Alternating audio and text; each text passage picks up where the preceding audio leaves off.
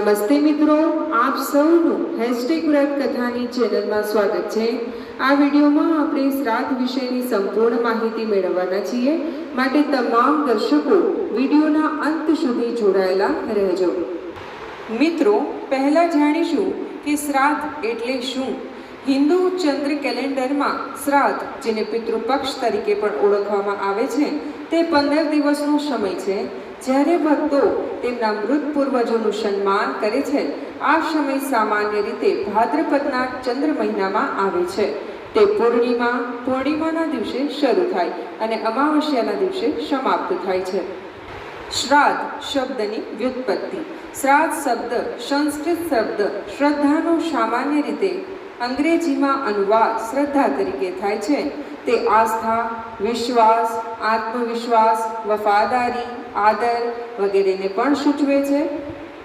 સામાન્ય ભાષામાં શ્રાદ્ધનો અર્થ ધાર્મિક અથવા આધ્યાત્મિક વિશ્વાસ, કેટલાક દેવી સિદ્ધાંત અને સર્વોચ્ચ શક્તિમાં વિશ્વાસ તરીકે સમજવામાં આવે છે। છનું શ્રાદ્ધ કર્મો કરવા માટે શાસ્ત્રનો આદેશ છે। જો કે આ પ્રથાઓનું પાલન કરવું મુશ્કેલ છે। વધુમાં વર્ષમાં એકવાર પિતૃપક્ષ દરમિયાન પિતૃઓના મોટા બ્રહ્માંડને અર્પણ કરવામાં આવે છે। હિન્દુ અમંતા કેલેન્ડરમાં ભાદ્રપદ મહિનાના બીજા દિવસે કે બીજા ભાગને પિતૃપક્ષ કહેવામાં આવે છે। પિતૃપક્ષ અથવા શ્રાદ્ધ પક્ષ અને તેની અમાવસ્યાને સર્વપિતૃ અમાવસ્યા કહેવામાં આવે છે। મુહૂર્ત શાસ્ત્રમાં આ ભાગ અશુભ માનવામાં આવે છે। આ સમયે ભારત અને નેપાળમાં પાક તૈયાર થાય છે અને નવરાત્રિ જેવા અન્ય તહેવારો શરૂ થાય તે પહેલાં પૂર્વજોને આદર અને કૃતજ્ઞતા તરીકે આપવામાં આવે છે। ઘણા લોકો હિન્દુ તીર્થસ્થાનોની મુલાકાત લે છે। શ્રાદ્ધ સમારંભો જેમ કે પેહોવા, કુરુક્ષેત્ર, હરિદ્વાર, ગોકર્ણ, નાસિક, ગયા વગેરે। હરિદ્વાર તેની હિન્દુ વંશાવળી રજિસ્ટર માટે પણ જાણીતું છે। શરીરને શુદ્ધ કરવા માટે પવિત્ર પાણીથી છંટકાવ કરવામાં આવે છે। અન્ય ધાર્મિક વિધિઓમાં ખોરાક આપવાનો અને શરીર પર જડીબુટ્ટીઓ લગાવવાનો સમાવેશ થાય છે। અગ્નિના દેવ અગ્નિને પ્રસન્ન કરવા માટે હવન કરવામાં આવે છે। હોમમ દરમિયાન શ્લોકોનું પઠન કરવામાં આવે છે, જ્યારે કલાકાર ભગવાનને મૃતકની ભૂલો અને પાપોને માફ કરવા કહે છે। કરતા પૂજારીને આતિથ્ય આપે છે અને બ્રાહ્મણોને દક્ષિણા આપીને સમારોહની સમાપ્તિ કરે છે। શ્રાદ્ધ દરમિયાન બ્રાહ્મણોને આદર દર્શાવવા માટે અન્ય વિવિધ ક્રિયાઓ કરવામાં આવે છે, જેમ કે બ્રાહ્મણોના પગ ધોવા વગેરે। હિન્દુ ઋષિમુનિઓએ જે કલ્પના કરી છે તે સૌથી મહત્વપૂર્ણ અને ઉમદા સંસ્કાર માનવામાં આવે છે। તે વિધિ કરનાર સમજે કે તે શું કરી રહ્યો છે તે આવશ્યક છે, તો જ કર્મકાંડનો સાચો હેતુ સિદ્ધ થશે અને વિધિ કરનાર સંપૂર્ણ પ્રસન્નતા અનુભવશે। નહીંતર ધાર્મિક વિધિ વ્યક્તિના ભાગ પર માત્ર એક યાંત્રિક કસરત બની જાય છે। મૃત્યુ બાદ પરિવાર અંતિમ વિધિ અને હોલમ કરે છે। આ સંસ્કારો વ્યક્તિના જીવનનું પ્રતિબિંબ છે। તેમાં શાંતિ હોમમ અને અગ્નિ હોમમનો પણ સમાવેશ થઈ શકે છે। દર્શકો, હવે આપણે જોઈશું કે જે કર્તા છે, જે શ્રાદ્ધ કરે છે, તેને શું કરવું જોઈએ। પહેલું, તે દિવસે બ્રાહ્મણોને અર્થાત પુરોહિતને આમંત્રણ કરવાનું હોય છે। તેમનામાં તેમના માતા પિતાના દેવત્વનું આહ્વાન કરે છે, તેમની પૂજા કરવાની હોય છે અને ખોરાક લેવડાવવાનું હોય છે। બીજું કાર્ય, હોમ કરે છે, અગ્નિ અને સોમને પ્રસન્ન કરે છે।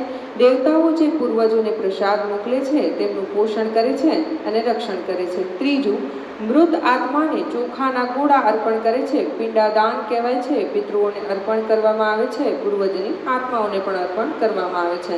આ અર્પણ 3 પેઢીઓ એટલે કે પિતા, દાદા અને પરદાદા, માતા, પિતાની માતા, પિતાને આપવામાં આવે છે, જેમ કે દાદીને। ચોથું કાર્ય, હિન્દુ ધર્મમાં કાગડાઓને પણ પૂજનીય માનવામાં આવે છે અને શ્રાદ્ધ દરમિયાન કાગડાઓને ખોરાક અથવા પિંડાદાન આપવામાં આવે છે। તો શ્રાદ્ધ શબ્દની વ્યુત્પત્તિ શા માટે આપણે આને જોઈએ? તો જોઈએ, શ્રાદ્ધનો અર્થ થાય છે શું વગેરે। શ્રાદ્ધનો અર્થ થાય છે આત્મવિશ્વાસ, ભક્તિ, જે પ્રોટો ઇન્ડો ઇરાનિયનમાંથી શબ્દ ઉત્પન્ન થયો છે, જેનો અર્થ ગુજરાતીમાં વિશ્વાસ રાખો કે વિશ્વાસ કરો એવો થાય છે। આખરે પ્રોટો ઇન્ડો યુરોપિયન સંયોજન કોઈક માને કે ના માને તે લેટિન ક્રેડો ઓલ્ડ અવેસ્તાન ઝરાઝદા અથવા ઓલ્ડ આઇરિસ ક્રીડિસ સાથે તેને ઓળખી શકાય છે, જે વિશ્વાસ શબ્દનો એક અર્થ સ્વરૂપે બીજા દેશનો એક શબ્દ છે.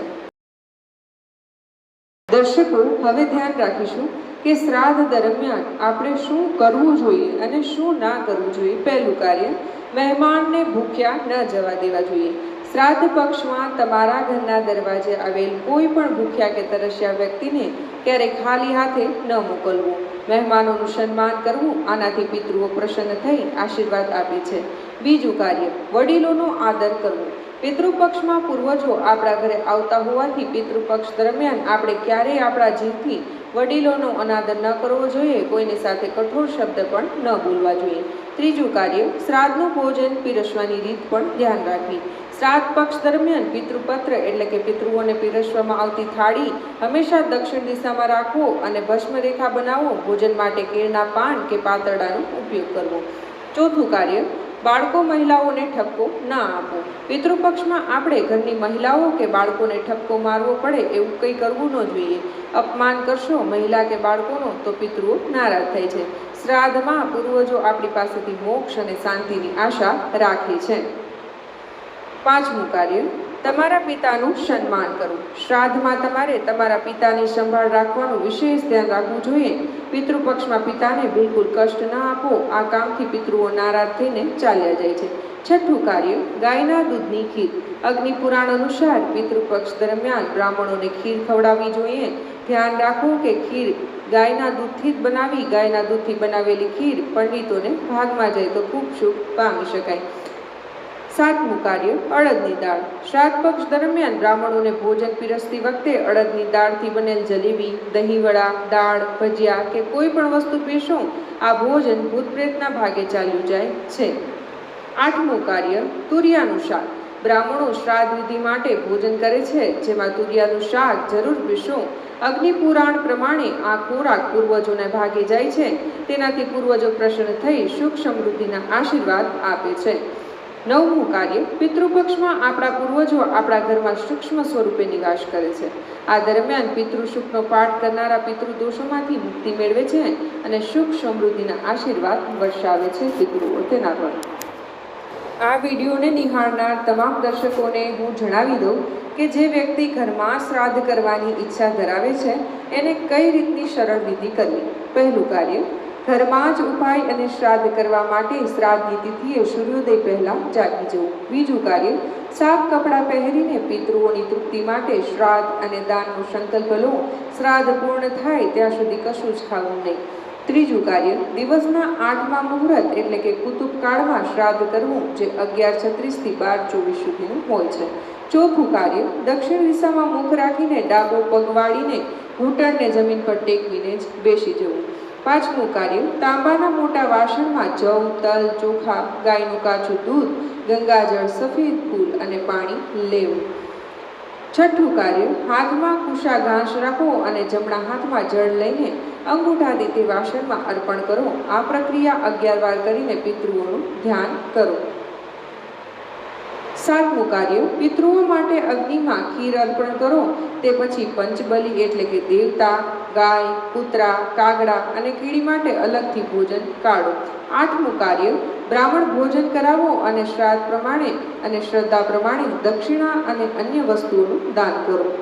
મિત્રો, મને આશા છે કે આ વિડીયોમાંથી તમે ઘણી ખરી કોઈ વાર ન જાણી હોય તેવી માહિતી પણ પ્રાપ્ત કરી હશે. માટે મારા આ વિડીયોને લાઈક કરો, શેર કરો અને સબસ્ક્રાઈબ કરો.